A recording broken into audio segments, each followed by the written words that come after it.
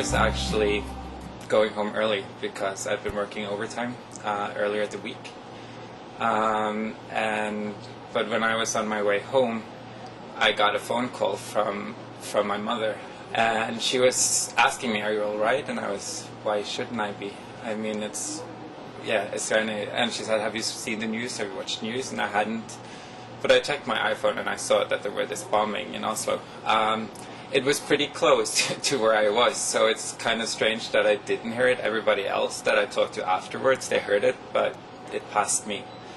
And then it was kind of back to check what is happening, because there were, like on the news, it says there had been an explosion in the parliament building, or one of the parliament or government offices back home, or in the center, which is, it's a 20-minute walk from the hospital where I work.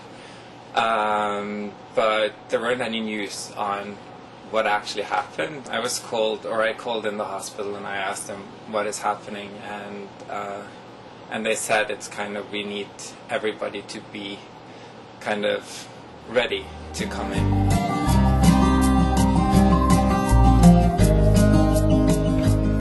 I mean, it's so close, but still it seems so far. It's kind of, how could this happen? And that was like the first thought. It's probably a gas explosion, but it shouldn't happen in a government building.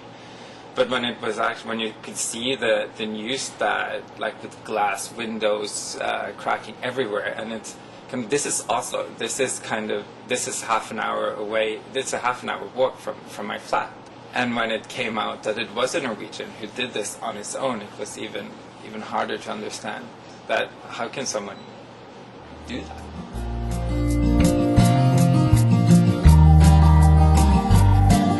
We weren't sure like how many injuries, casualties there would be. It was just kind of, we were just anticipating what is going on. We don't have a surgical ER. We have ER for internal medicine patients. So we weren't expecting like the victims of the actual bombing, but the other hospitals needed to send patients to us in order to have space enough for the incoming patients. Norway is a small country and Oslo is a small city, so the chance that you actually knew someone that was involved is very, very big. So you had all the patients being anxious because they maybe they hadn't been in contact with their loved ones. And that was the other dimension. Like, and that was what we saw the most, was since we didn't get any like trauma cases from the bombings or the shootouts, but we had patients, or everybody was afraid.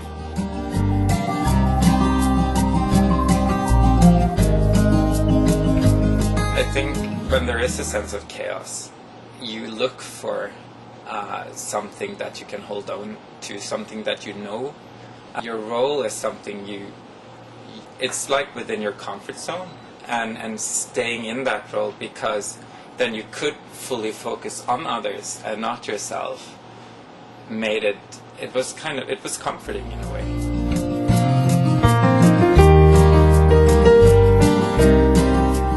I've always been kind of torn between going into policy work or doing clinical work, thinking that I would have to choose one or the other, but I'm more certain than ever that I want to combine it, and that I really want to I won't let go of working in a hospital and working with patients.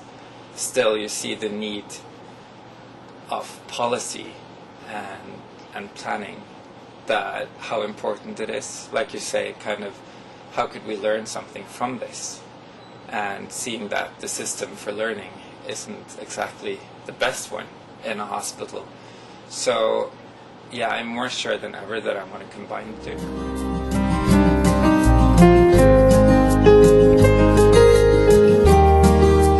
When you deal with sick people on a day-to-day basis, you meet people in different stages of their life, when they're at their most vulnerable, and they were extra vulnerable in that time, and it was more important than ever that you were calm and was able to bring as much comfort to them as possible.